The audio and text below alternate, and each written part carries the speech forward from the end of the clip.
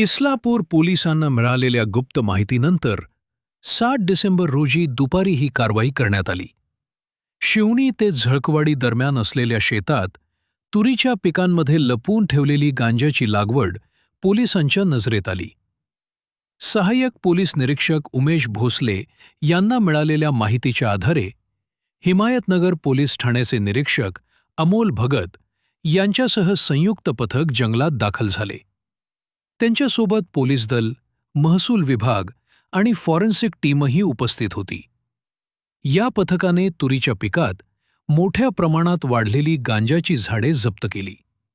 एकूण 16 kilo 50 gram इतका गांजा जप्त करण्यात आला असून एका संशयिताला पोलिसांनी ताब्यात घेतले आहे.